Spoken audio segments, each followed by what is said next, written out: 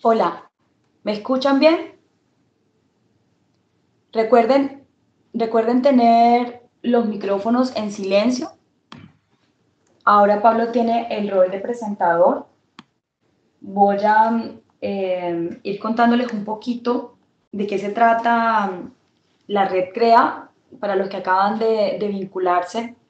La dirección web es redcrea.co, el correo electrónico es info@redcrea.co. Les damos la bienvenida a este segundo conversatorio que estamos organizando los miembros de la red sobre cómo divulgar innovaciones educativas, el reto de no ser invisible, un título bastante provocador que creo que nos puede generar muchísimas preguntas a todos. Bienvenidos, bienvenidas a todos los que aceptaron esta invitación para compartir experiencias y compartir conocimiento mutuo. Bueno, ¿quiénes somos nosotros los que estamos organizando esto? La red CREA surgió en el 2016, básicamente con el propósito de articular intereses y experiencias de instituciones de educación superior en Colombia.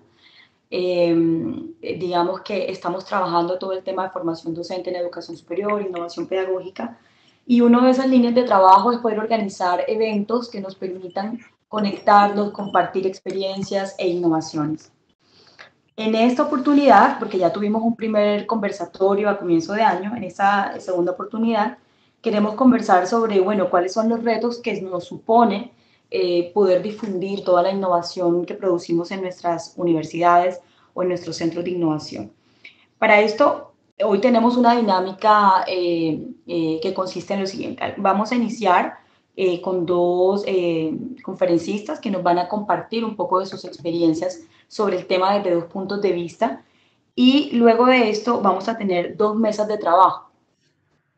En ese momento les estaremos dando indicaciones de cómo acceder a cada mesa. Una mesa va a estar enfocada en experiencias de centros o de, digámoslo así, si hay alguna universidad que no tiene centro, oficinas o puntos de gestión de innovación en las universidades latinoamericanas, y otra mesa de trabajo es experiencias docentes alrededor de la divulgación de innovación.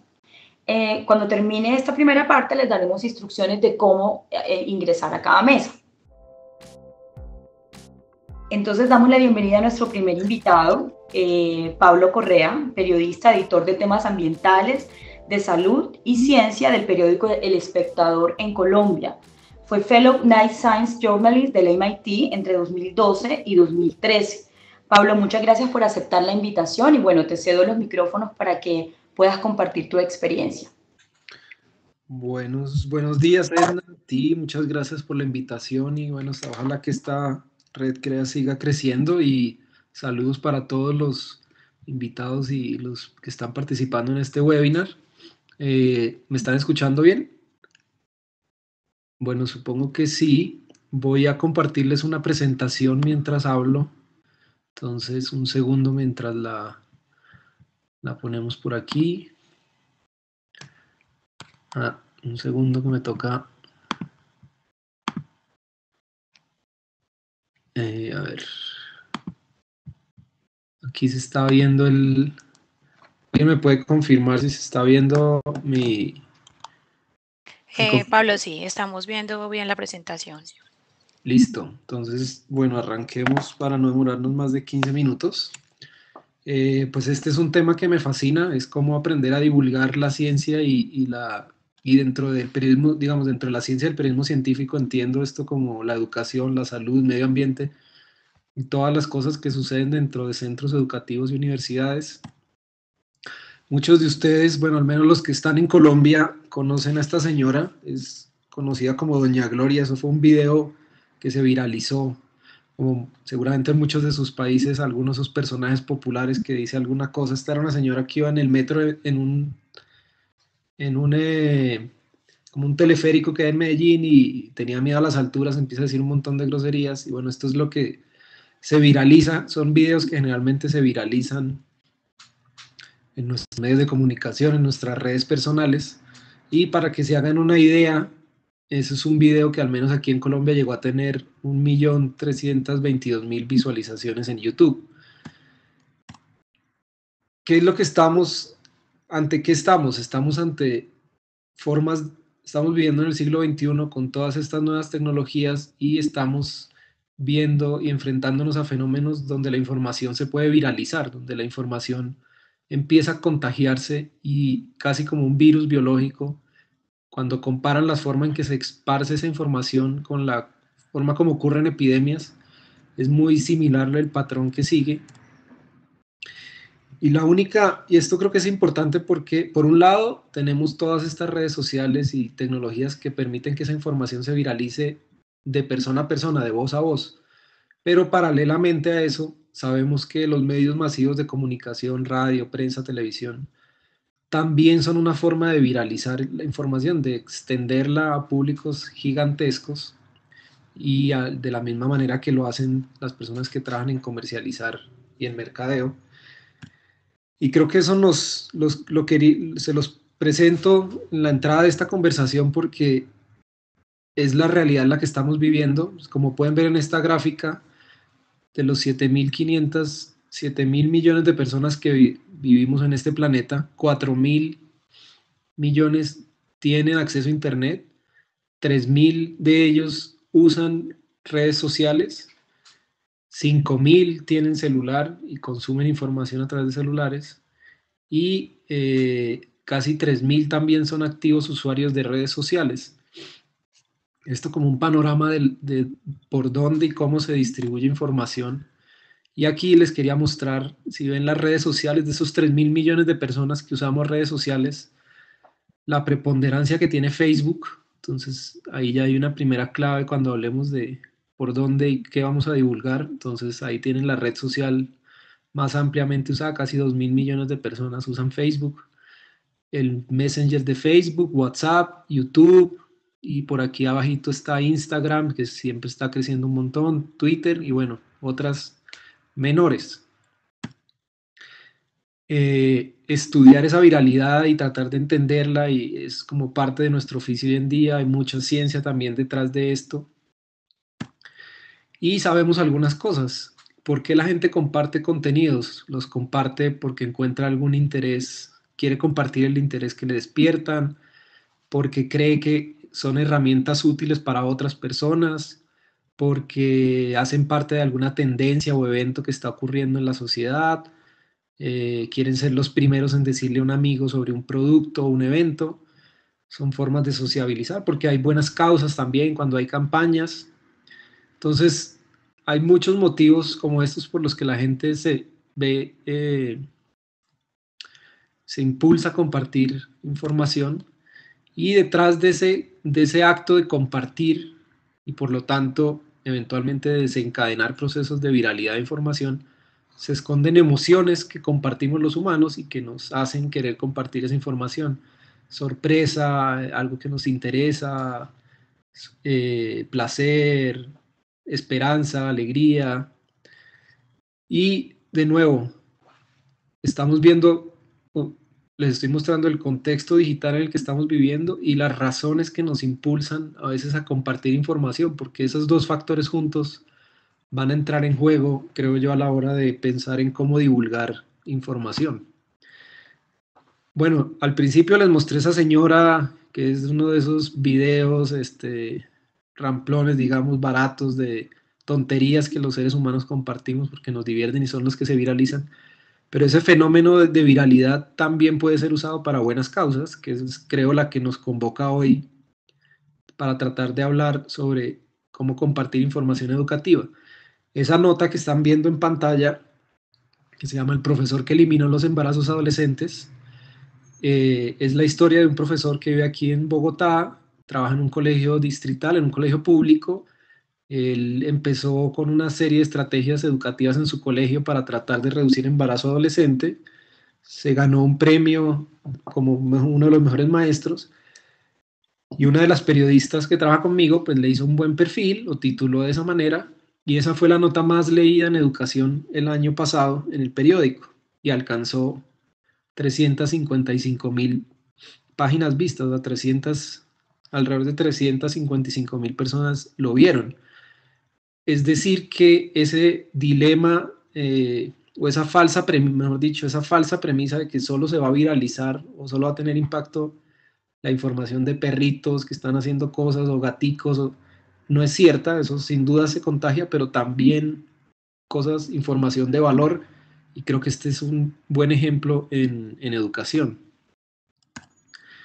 Y les quería mostrar otro ejemplo antes de entrar con otros aspectos de esta conversación. Este me pareció muy interesante, lo descubrí hace poco, que estuve en Uninorte, que hacen parte de la red CREA, y me contaron que dentro del centro que tienen de innovación para educación, CESU, un día pues se acerca una profesora que quiere hacer un video muy sencillo. O sea, si luego tienen la oportunidad de verlo en internet se van a dar cuenta que la producción es un video muy sencillo, explicando cómo se hace una citología.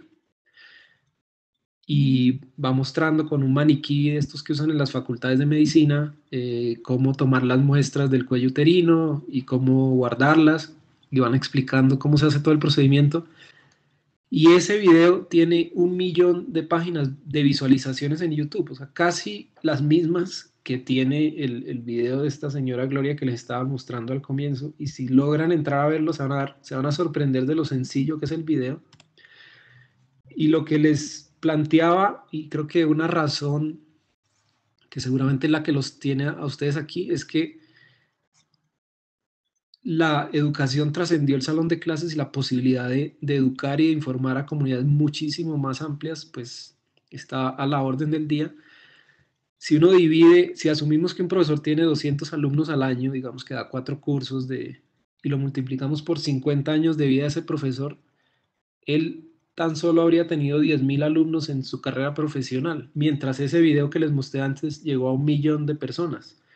O sea, esa profesora, si no hubiera acudido a las redes digitales, a una producción audiovisual, por mucho le habría explicado a 10.000 estudiantes de bacteriología o de enfermería cómo se hace una citología, pero esa profesora o esa enfermera, no sé bien quién era, logró hacer un video que llegó a 1 millón y por lo tanto trascendió ese impacto que puede tener. Entonces el mensaje que les traía hoy, y es el que casi que se me ha vuelto un evangelio en la vida, es tratar de convencer a los educadores, a los profesores, a los investigadores, que la divulgación de la ciencia, en la medida en que se involucren mucho más con esta tarea y empiecen a descubrir herramientas y formas de hacerlo, ese es el camino para que ese conocimiento que está muchas veces encerrado en las universidades empiece a esparcir hacia la sociedad. Aquí les traía una frase de Richard Feynman, un físico famoso, que dice: pero claro, cuando uno va a divulgar tiene un reto, y es que no puede divulgar el conocimiento de la misma forma de los mismos lenguajes o la misma forma en que lo hace entre colegas. Entonces él tiene esa frase muy simpática y que dice: leer que la cantidad de fósforo radioactivo del cerebro de una rata se reduce a la mitad en 15 días puede dejarnos indiferentes, pero ¿entendemos qué significa? Bueno, significa que los átomos con conciencia de nuestra mente son las papas que comimos la semana pasada. Entonces hay que hacer un esfuerzo por trascender lenguajes académicos y lenguajes científicos para alcanzar un público más amplio. Y les voy a mencionar rápidamente 7 cosas, 7 caminos que cada uno de ustedes creo que tiene abiertos para comenzar esta tarea. Uno es que muchos de ustedes son profesores, publican investigaciones en journals científicos con ese tipo de lenguaje, pero eso se puede transmitir, se puede convertir, si uno le hace un tratamiento especial, en artículos de divulgación como este que salió en el periódico. Los ríos colombianos también están llenos de acetaminofén, y era a propósito de esta investigación. Miren la transformación del lenguaje de ese título al que termina publicado. Pero no todos tienen una investigación, algunos tienen temas en los que llevan años trabajando. Este es un ejemplo de un profesor conocido mío, un genetista, al que le pedí que escribiera y nos explicara a los seres mundanos qué era CRISPR-Cas. CRISPR-Cas, que es una técnica de edición de genes, y el tipo pues no es muy bueno escribiendo, no es tan hábil en eso, y me estaba asustado, y le dije: tranquilo, escriba todo lo que quiera, todo lo que se le ocurre. ¿Cómo le explicaría usted esto a su hijo o a su hermana? Escríbalo. Y digamos que yo comencé un trabajo de edición con él. Entonces miren, primero puso el encanto de CRISPR-Cas y empezaba explicando qué es una molécula de ADN. Yo le hice algunas recomendaciones para que el texto fuera un poco más personal y contar algunas anécdotas de su vida y cómo eso se había ido relacionando con sus estudios para hacerlo mucho más humano, digamos, acercarlo a los lectores. Y después de varios trabajos de edición lo convertimos en un reportaje en el periódico que se llama Ya sabemos editar humanos, ¿y ahora qué? En el que él comienza contando cómo estudió biología, por qué se interesó en el ADN, hace una referencia a su profesor del colegio, y digamos que ese tema tan abstracto se vuelve asequible a una población muy amplia sin formación académica. Pero hay una tercera opción: si no tienen un artículo, si no tienen un tema, es que ustedes, cada uno trabaja en temas específicos que en algunos momentos se pueden aprovechar de las coyunturas sociales y noticiosas que están en los medios de comunicación. En Colombia, por ejemplo, hace unos meses tuvimos una crisis por una hidroeléctrica que se estaba construyendo y se podía derrumbar, e inmediatamente profesores de la Universidad Nacional y de Medellín, expertos en hidrología, expertos en ingeniería, comenzaron a participar en ese diálogo social haciendo videoconferencias, publicando cosas en sus blogs que prácticamente pasaban derecho a otros medios de comunicación en la que ellos explicaban qué estaban pasando. Gracias a eso, pues empiezan a ser contactados por medios de comunicación formales que los entrevistan, y en redes sociales empiezan casi una interacción de uno a uno con ciudadanos respondiendo sus curiosidades. Creo que ese es un ejemplo magnífico de cómo las cosas que estoy haciendo en mi campo, en educación, en pedagogía, en algunos momentos pueden entrar en esos debates públicos a través de todos estos mecanismos y tener un impacto. Muchas veces, y las personas, y yo insistiría en esto, que tienen habilidades comunicativas, o sea, que son docentes, que saben que les gusta divulgar, comentar, participar en redes sociales, que son comunicadores naturales, creo que esos son personas con las que tienen un gran potencial porque intuitivamente lo saben hacer muy bien. Este es un profesor de la Universidad de Medellín, un astrofísico, que es un hit en redes sociales, da charlas y, por ejemplo, aquí había para hablar de matemáticas y de estadística y riesgo, aprovechó que venía el Mundial de Fútbol para hacer unos modelos matemáticos de predicción de resultado y compartirlos por redes, y tiene un programa de ciencia también que él mismo hace, pues una cosa mucho más divertida. Aquí les voy a mostrar un pedacito. Se llama Eso no tiene ciencia. Entonces, por ejemplo, este capítulo él cogía un tema que será que si se recargan las pilas en la nevera, y digamos hizo una serie con un canal de televisión local y pues bueno, alcanzó algún impacto, ¿no? A ver, pasamos al siguiente, un segundo. Un segundito. Y volviendo al comienzo de esta charla, las redes sociales y estas formas de compartir información, yo sé que muchos docentes y muchos investigadores le tienen miedo, digamos, no tienen tiempo para hacerlo, pero quien esté interesado en la divulgación, creo que ese es un primer paso.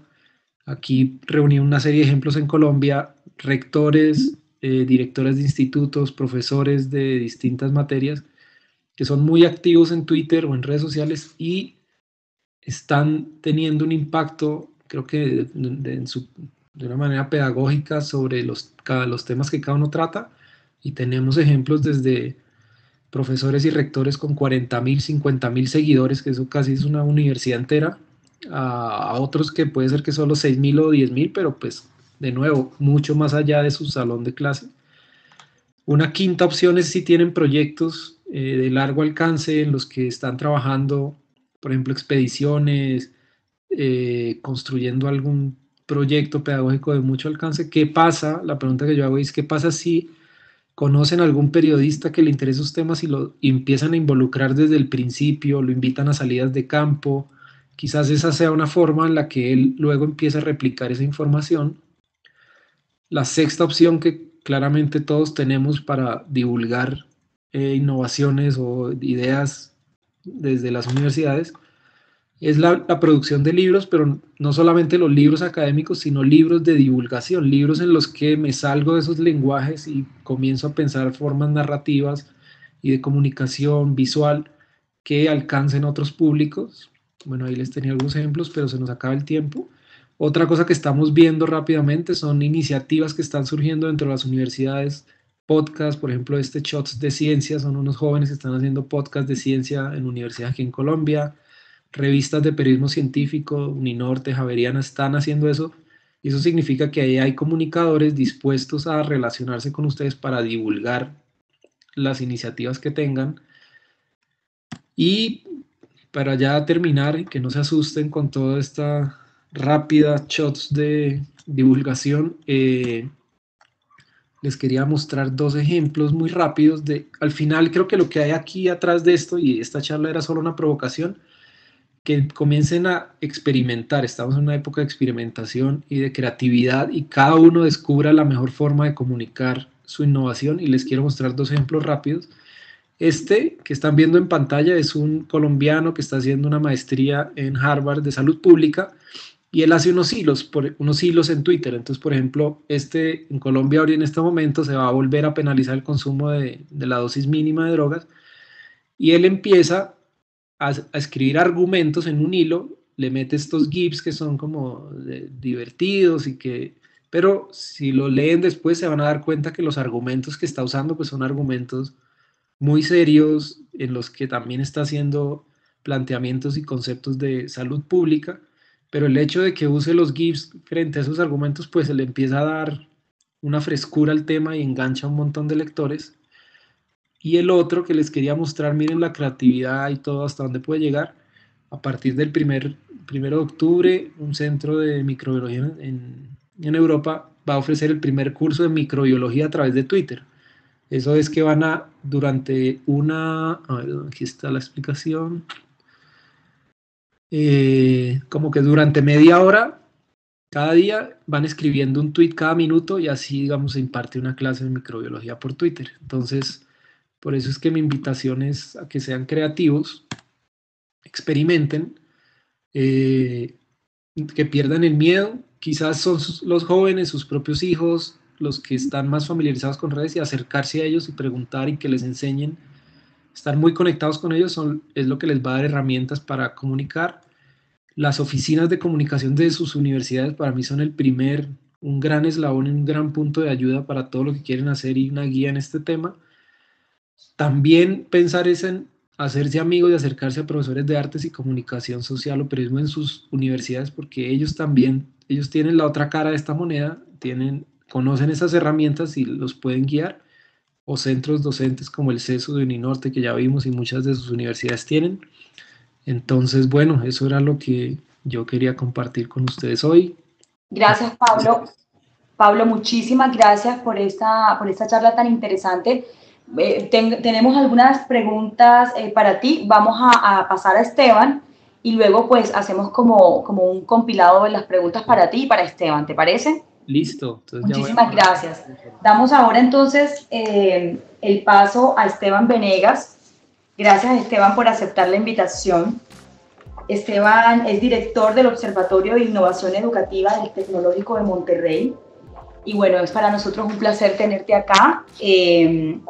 Digamos que el observatorio tiene bastante, digamos, experiencia, y tiene unas publicaciones muy interesantes como EduNews o EduTrends también, que creo que están marcando un territorio importante en todo este cuento de la innovación educativa, sobre todo en los centros de apoyo a la docencia como el CEDO y bueno, los que hay acá en América Latina y en Estados Unidos. Así que Esteban, bienvenido y bueno, nuevamente gracias por aceptar la invitación. Adelante. Hola, ¿qué tal a todos? Buenas tardes desde México. Muchas gracias por invitarme. Bueno, sí, nosotros somos el Observatorio de Innovación Educativa, una iniciativa del Tecnológico de Monterrey que tiene como principal objetivo divulgar lo que está haciendo dentro del Tecnológico de Monterrey y lo que está sucediendo afuera, ¿sí? En cuanto a innovación educativa y los dominios que toca innovación educativa, que puede ser tecnología, innovación obviamente, y pues educación, ¿sí? Ahorita que estaba escuchando a Pablo, se me hizo muy interesante todo esto que él comentaba, y sobre todo esos 7 caminos, ¿sí? También el tema de la virilización se me hace muy, muy, muy importante. A mí el siglo XXI, ¿sí? creo que tenemos muchísima información. Y esta frase de una politóloga turca, Zeynep Tufekci, ¿sí? Habla mucho sobre que debido a tanta información, lo que debemos hacer al momento de divulgar es concentrar o dirigir la atención a esa información, ¿sí? Creo que eso es algo importante que tenemos que hacer, porque sí, nos podemos perder entre tantas cosas que están sucediendo, ¿sí? No nada más los videos chistosos, sino lo mismo que estamos produciendo desde universidades, se pierden en un mar. Y también, muchas veces no es cantidad, sino calidad. Ya lo decía Bill Gates en los 90s, el contenido es rey, ¿sí? Y hablando un poquito de lo que decía Pablo, la verdad es que nunca habíamos tenido tantas facilidades para poder compartir o para divulgar esta información, ¿sí? O nuestras investigaciones, nuestros papers y demás. Creo que sí, dentro de la facultad lo hemos experimentado un poco. Sí, existe desde el miedo a escribir hasta el desconocimiento de todas las plataformas que hay y cómo operan cada una y cómo interactúan y demás, que puede ser un poco pues desalentador, ¿no? O confuso. Pero creo que nunca en serio hemos tenido la oportunidad de poder compartir tanto como ahorita. Ahora hay tanto que compartir que ahora tenemos que centrar esa atención, ¿sí? Muchos de los tips que les dio Pablo, sí, nosotros de alguna manera los aplicamos en lo que hicimos el observatorio. ¿Sí? El observatorio es una unidad de prospectiva, ¿sí? Inteligencia y aprendizaje organizacional del Tecnológico de Monterrey, ¿sí? Que surge en un principio nada más para uso interno. ¿A qué me refiero? Nos dimos cuenta de que obviamente el tecnológico produce muchas innovaciones en cuanto a innovación educativa, del mundo exterior están llegando muchas y no había manera de centrar esa atención. Todo el mundo compartía por todos lados. Todos hemos recibido esos correos electrónicos o mensajes de WhatsApp con una liga, ¿sí? Y se la comparten los directivos y luego eso, cómo baja a los demás profesores, entre profesores están compartiendo. Dijimos, bueno, ¿qué tal si entramos nosotros y vamos tratando de enfocar esa atención? Vamos monitoreando los temas, las tendencias que creemos que son importantes y vamos entregando un pequeño producto que nació como un newsletter, un boletín semanal que todavía estaba operando y que ha sido muy exitoso. Tenemos dos versiones del boletín, uno para profesores y uno para directivos académicos. La diferencia reside en el detalle de la tendencia o de lo que estamos hablando. Por ejemplo, para profesores, podría ser un ejemplo, cómo usar aprendizaje adaptativo en el salón de clases con un presupuesto limitado, ¿sí? Puede ser. Para directivos, que es otro nivel de información que ellos necesitan, podría ser el aprendizaje adaptativo va a cambiar la manera en que las universidades enseñan, ¿no? O es un soporte más mediante tecnología para poder hacer que los alumnos terminen con grados aceptables y a tiempo su educación. Entonces, fijan, son como dos niveles de detalle. Estos dos reportes solamente comparten notas a veces, ¿sí? Tratamos de ir a buscar en más de 600 fuentes. Todo esto parte de un trabajo basado en técnicas de prospectiva. Tiene una base teórica importante, sobre todo se desarrolló en Francia y en Estados Unidos durante la Segunda Guerra Mundial. La idea es observar qué está sucediendo, ¿sí? Y hacer una anotación sobre esto que observamos, pero ¿por qué es importante para nosotros? ¿Sí? Y después de eso, convertirlo en algún tipo de producto. ¿Sí? Puede ser un boletín como el nuestro o otros productos que hemos desarrollado que les voy a platicar un poquito más. Pero me gustaría ponerme aquí en este punto y ver una cosa de lo que decía Pablo. No necesitan una gran inversión para hacer esto. Se puede hacer un grupo de investigadores o de profesores que estén interesados en esto y a montarlo en una tabla de Excel, ¿sí? Por ejemplo, Google Plus es una plataforma que es muy interesante porque deja hacer anotaciones en los posts que uno va poniendo, se puede cerrar el grupo, se pueden hacer comentarios y después de un tiempo de hacer eso, se empieza a ver cómo se empieza a normalizar el discurso, se empieza a dirigir la atención de todos los participantes. Y claro, luego eso lo pueden crecer hacia afuera, hacia adentro, mediante redes sociales, mediante otro tipo de productos. En el caso de nuestro newsletter, ¿sí? Que llega Ahorita más de 130,000 gentes están suscritas y tenemos unas tasas de apertura muy, muy interesantes. Quiere decir que la gente el contenido lo está aceptando.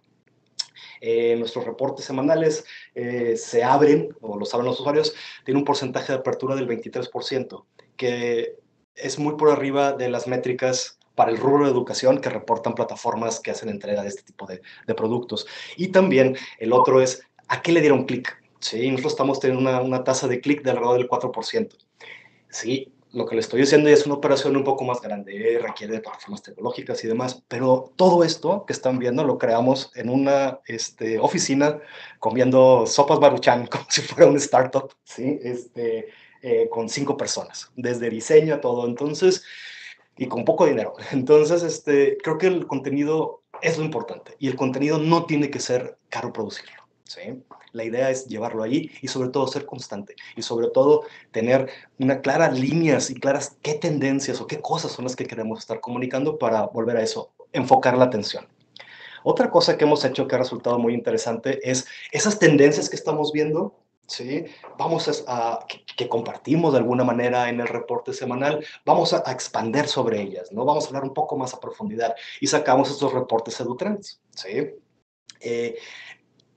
Aquí lo importante es que sí, el equipo del observatorio lo hace, pero involucra a profesores dentro del TEC que están haciendo innovaciones educativas en estos temas, como puede ser storytelling o narrativa, o mentoring, realidad aumentada y virtual, y los involucramos al proceso. Entonces nosotros creamos unos vehículos para también involucrar a los actores principales, a los que están haciendo esas innovaciones educativas. Y estos reportes en particular han sido muy exitosos. Se han usado, por ejemplo, en Colombia mucho para capacitar profesores en estos temas. ¿Sí? Yo tuve la experiencia de ir a Bogotá el año pasado y la verdad que quedé sorprendido que a la cantidad de gente que conocía lo que hacíamos en el observatorio. Hasta selfies se tomaron conmigo, me sentía en una pasarela de Cannes, ¿sí? Y orgullosísimo de que esto llegue acá. ¿Por qué? ¿Por qué hablo tanto de esto? Porque todo lo que hacemos en el observatorio está licenciado con una licencia Creative Commons. ¿Sí? Todo el que vea nuestros o que descargue nuestros productos los puede reutilizar, los puede modificar, los puede mandar y sobre todo no cobramos. ¿Sí? Es totalmente gratis. Es lo que catalogamos un poco como un recurso educativo abierto. Entonces, esto nunca lo había hecho el Tecnológico de Monterrey. ¿Sí? Toda la información estaba guardada ahí en silos y se compartía, les digo, entre ellos o no bajaba bien dentro de la estructura. Y creo que con esto estamos logrando que fluya esa información y que se centre la atención. Y sobre todo, creo que es importante hacer la colaboración con los maestros, con nuestros profesores. Y siguiendo con este tema de la colaboración con profesores, sacamos estos reportes EduBits, que son reportes más condensados sobre una experiencia específica de los profesores en clase. ¿Sí? Entonces puede ser desde modelamiento molecular, una nueva herramienta para eso, kits de robótica, cómo utilizarlos, imagínense, pues desde física, están viendo ahí con las ecuaciones de Maxwell, hasta cómo cuidar el medio ambiente. Si se fijan, dice ahí de profesores para profesores. Créanme que este reporte, en un principio lo hicimos nada más con gente del Tecnológico de Monterrey, pero el principio de este año lo abrimos a gente de cualquier lugar del mundo que quiera participar por nosotros. Y digo del mundo porque también todo esto que está en español también lo tenemos en espejo en inglés. Entonces, nosotros vimos esa necesidad de involucrar mucho a los profesores y de hacer ese tipo de divulgación. Les digo, si ustedes están dispuestos, con mucho gusto recibimos sus papers y, como decía Pablo, con un poco de edición, porque sí hay que cuidar mucho. Un paréntesis. También hemos estado viendo durante ya tiempo que el escribir en journals, digamos que los investigadores escriben para los investigadores, ¿sí? El acceso a journals también no es fácil, es caro, ¿sí? Una suscripción a un journal es carísima, solo lo pueden solventar a nivel universitario, ¿no? A nivel institucional. Y lo que estamos diciendo nosotros es, bueno, brinquémonos un poquito ese paso sin entrar a los journals de acceso académico, porque decimos, somos divulgación, pero ha funcionado muy, muy, muy bien y se ha vuelto aspiracional. Los profesores ahora quieren estar, o sea, tenemos no buscamos, nos buscan, ¿sí? Entonces creo que eso es interesante y creo que eso da el poder de hacer algo en un lenguaje digerible, un lenguaje de divulgación con rigor, ¿sí? Con un producto sólido que no tiene que ser algo muy caro, ¿sí? y puede tener mucho, mucho éxito. ¿Sí? Nada más regresando un poquito, estos EduTrends han sido descargados en su totalidad más de 400,000 veces, ¿sí? Que para una publicación de este tipo es bestial. Aparte de los EduBits, bueno, webinars son cosas que platicaba Pablo, ¿no? Sobre que hay mucha, mucha oferta, como estamos haciendo ahorita este webinar, ¿sí? Tanto que lo hemos hecho que ganamos el premio a la colección educativa abierta el año pasado como la mejor colección, ¿no? Por parte del Open Education Consortium. Les quiero mostrar un poquito más de detalle, ¿sí? De nuestro newsletter. Volviendo un poquito de cómo hacerlo ustedes. Esta página que están viendo, nuestra página del observatorio, y pues, aparte del diseño que usamos un profesional, los demás, que bueno, que ya le tenemos que dar una manita de gato, pero todo lo que están viendo fue sencillísimo de armar, en el sentido de ponerlo en línea, nos costó un día, ¿sí? Hay plataformas que hacen esto de manera muy, muy sencilla, y claro, lo que hablaba Pablo, las redes sociales, ¿sí? Redes sociales son importantísimas en este día, ¿sí? Y pues básicamente es cuestión de escribir un poquito y picarle un botón. Pero lo importante está en cuidar qué estás escribiendo. Un gancho muy importante es el título, ¿sí? El título llama muchísimo la atención. Y también redes sociales permiten mucho hacer el uso de video. Y también, últimamente el video ha bajado muchísimo, muchísimo de costo. Ustedes pueden hacer una producción sobre algún tema, sobre algún reporte o sobre alguna opinión y grabarse. Y lo pueden hacer inclusive con su teléfono móvil, ¿sí? Se editan en unas pequeñas computadoras como esta que estoy usando. Creo que, vuelvo a decir, no hay no ha habido época más fácil para hacer esto, pero ¿cómo sobresale uno entre tanto este número? Bueno, yo vuelvo a insistir que tiene que ver mucho con calidad, ¿sí? El contenido es rey, y ese contenido tiene que estar cuidado, tiene que estar revisado, tiene que, sobre todo, ser digerible, ¿sí? Pero no caer en temas, pues, no sé, desde el punto de vista aquí en México, no soy experto en toda América Latina, pero en México la divulgación de la ciencia, sobre todo en particular de educación, va muy ligada con psicología. Y muchas veces son temas que en realidad no tienen ningún sustento científico. Les voy a dar un ejemplo para empezar un poquito de los estilos de aprendizaje. ¿Sí? No hay revista en México de divulgación, que son muy pocas, que no puede tener acceso fácil a ellas, que viene el artículo con los alumnos, o si quieres aprender mejor, ve videos, porque si tu estilo de aprendizaje, oye, espérame, ¿sí? ¿Cómo estamos hablando? El estilo de aprendizaje todavía ni siquiera hay fundamentos, a pesar de que se enseñe en maestrías y demás. Entonces, quiero hacer mucho énfasis en eso, que no se trata de sacar contenido clickbait, que le llaman en Estados Unidos, nomás para obtener clics, sino que sea algo que puedan dejar, algo que pueda tener un impacto en la comunidad, y sobre todo que sea accesible. Les digo, tradicionalmente se publican papers y demás, pero ¿quién en realidad lee esos papers? Los leen nada más los que lo publican a veces. ¿Sí? ¿Cómo puede hacer llegar eso? Bueno, el ejemplo que da Pablo es buenísimo. Dice paper, sacar una nota, no bajar, sino acondicionar ese contenido para que tenga una divulgación exitosa.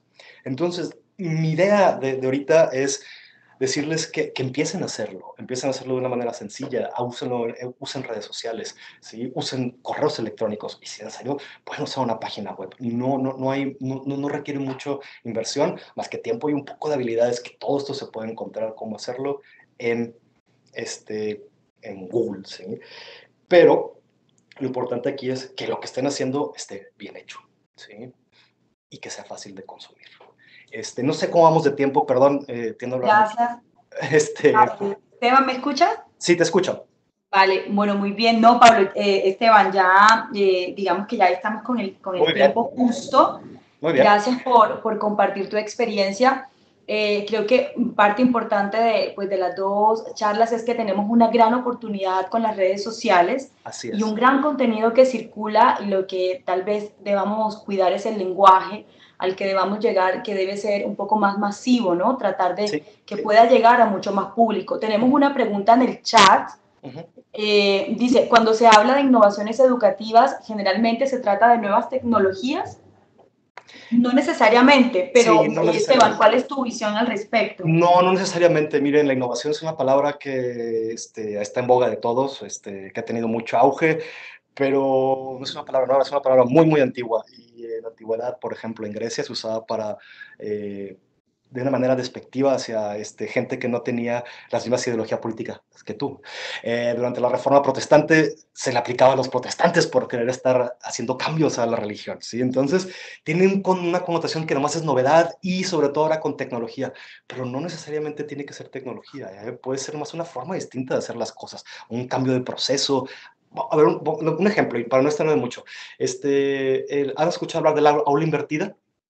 Sí, sí, claro. La aula invertida, bueno, pues en realidad sí es un poquito de tecnología, pero la aula invertida básicamente viene de que se llevan el libro, lo leen en casa y cuando vengan aquí a clases lo discutimos en lugar de que lo estemos viendo aquí, ¿no? Entonces, es una innovación que no requiere de mucho. Claro, el componente tecnológico dentro del siglo XXI es importante, pero no necesariamente tiene que ser tecnología. Sí, de acuerdo, no necesariamente la innovación No. tiene que hacerse con medios tecnológicos. Sí. Hay una pregunta, tengo aquí una pregunta para Pablo. Ujú. Pablo, ¿tienes permiso de presentador? ¿Tienes micrófono activado, cierto? A ver, voy a quitar la mía de presentación, disculpen, lo que no se lo dio a Pablo. Vale.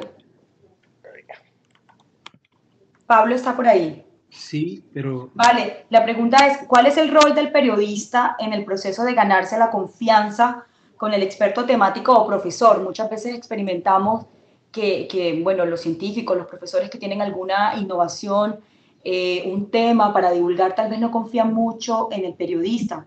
¿Cuál es el proceso de ganarse esa confianza? pues eso es cierto. O sea, yo entiendo el miedo de los docentes a relacionarse con periodistas porque una gran parte de los periodistas hacen mal su trabajo y no conocen estos contextos, entonces frivolizan o resultan diciendo una estupidez.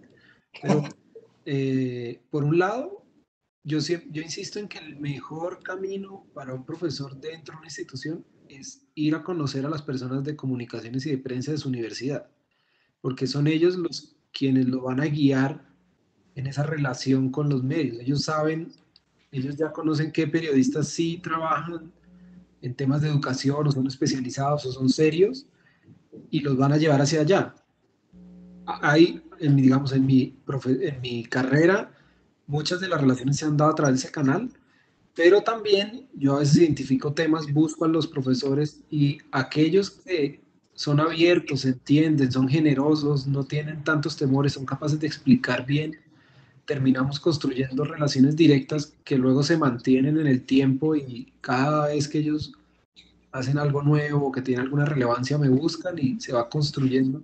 Pues yo creo que finalmente las relaciones humanas se construyen como cualquiera, o sea, como la construyen con el señor de la tienda de su esquina, como la construyen con el, con el que sea, con el profesor del colegio de sus hijos. O sea, son relaciones humanas de confianza que se construyen en empatía, se construyen con confianza. Sí, es cierto. Es como un proceso también gradual también. Gracias, Pablo.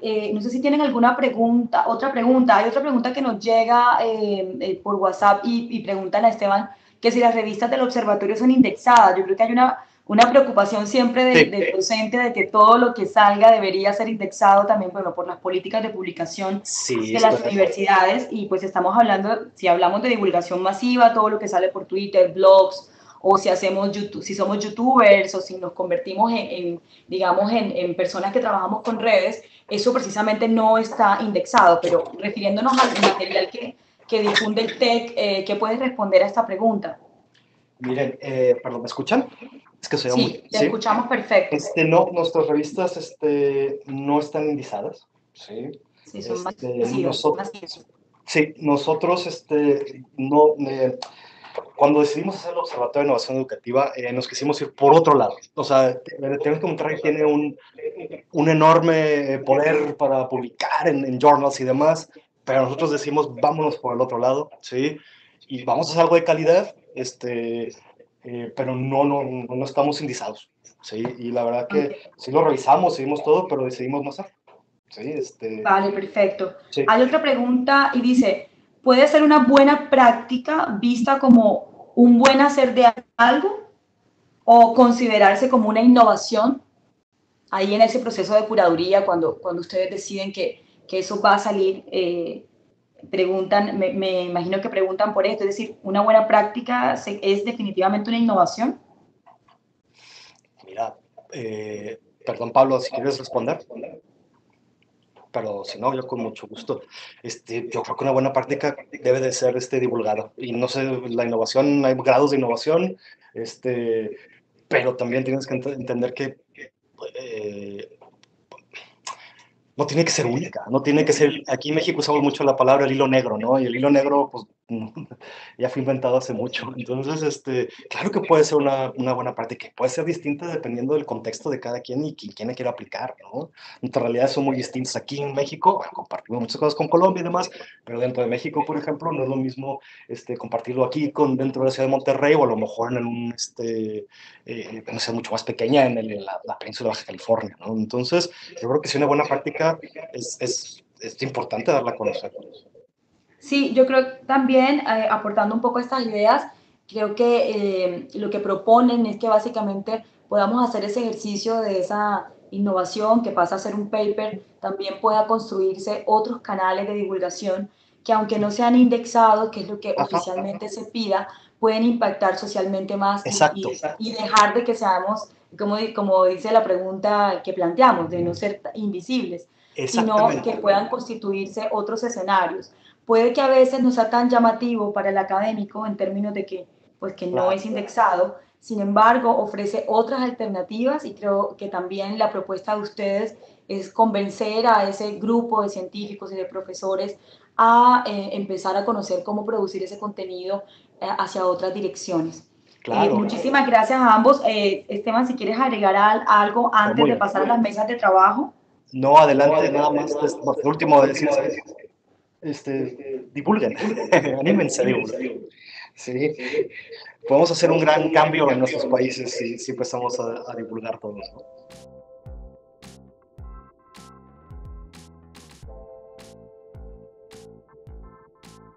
Bien, bueno, mientras solucionamos el ingreso de Sandra, podemos compartir las conclusiones de la mesa de centros. ¿Cuáles fueron esas ideas principales que se concluyeron allí? Isa, ¿están listas ya para compartir las conclusiones de esta mesa de trabajo? Bien, dentro de las preguntas que tuvimos al comienzo, mientras vemos qué pasa con las salas, dentro de las preguntas que tuvimos al comienzo hubo un par de preguntas. La primera tenía que ver con que si toda la innovación educativa tenía que ser per se con tecnología. Básicamente se concluyó que no necesariamente, aunque pareciera. Y lo otro era sobre si las publicaciones eran indexadas, ¿no? Con esa preocupación constante de que si no está indexada tal vez puede perder valor. Sin embargo, hay otras oportunidades en la masividad.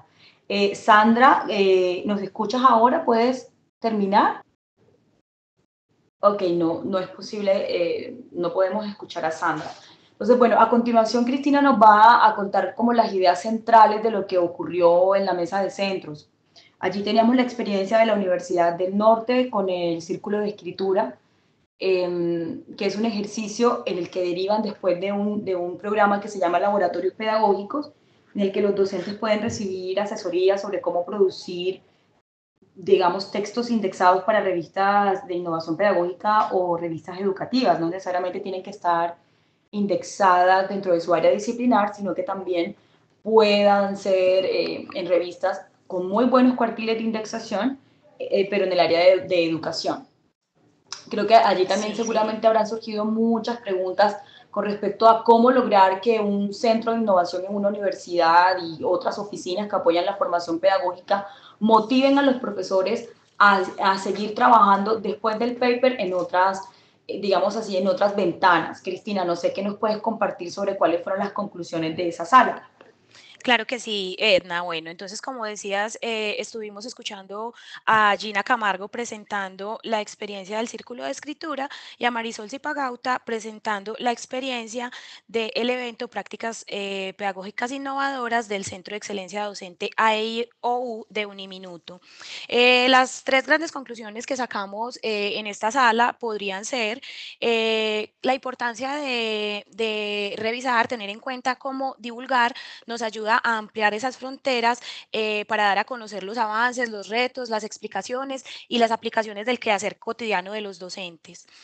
Por otro lado, veíamos cómo el centro o los centros de apoyo a la enseñanza y el aprendizaje son espacios que se convierten en aliados estratégicos que pueden ayudarle a un profesor a despejar todos esos obstáculos o dificultades que se va encontrando en el camino de la divulgación, pues digamos a nivel personal o institucional o de ciudad, y la manera en la que lo pueden hacer los centros es formalizando los procesos, sistematizando, desarrollando convocatorias y pues también coordinando con los equipos de comunicaciones, notas informativas, entrevistas y el uso de múltiples formatos.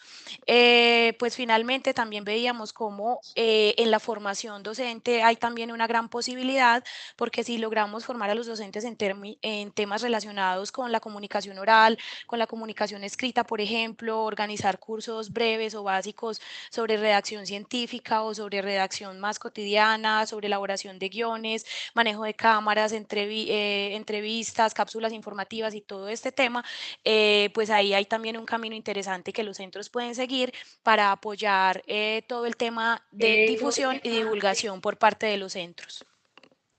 Muchas gracias, De Edna. acuerdo. No, gracias a ustedes, me parece que la discusión fue muy fructífera. Aparte de eso, creo que también hay otros escenarios como, bueno, cafés, tertulias, digamos, conversaciones pequeñas, círculos de trabajo, en el que vamos saliendo un poco de la invisibilidad y se va convirtiendo ese trabajo que ocurre en las aulas en algo, pues, cotidiano, como decías tú, ¿no? Algo que pueda ser fácil de digerir. Bueno, veamos si Sandra está lista con las Sí, conclusiones. Hola Sandra, tuvimos ahí, te hola, perdimos. Edna. Sí, Adelante. un bajón en la red que nos sacó de circulación por un momento, pero ya estamos. Rápidamente lo que quiero, además de varias cosas que escuché de la sala de centros, que también coincidimos en nuestras presentaciones, una básica es que hay trabajo colaborativo.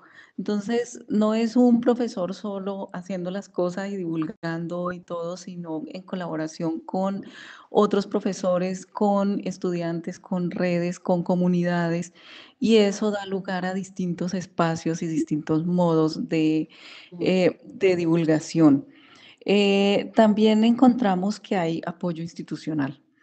Es decir, estos trabajos que son presentados se vinculan a proyectos de investigación, a macroproyectos, a programas de las universidades, de manera que eso también nos genera un espacio que hay que aprovechar para no solo presentar el informe académico de investigación, sino también la divulgación de cómo estos trabajos nos están generando posibilidades distintas de integración de las realidades de la comunidad con las universidades y de cómo esas integraciones están generando impacto también en la formación de los estudiantes.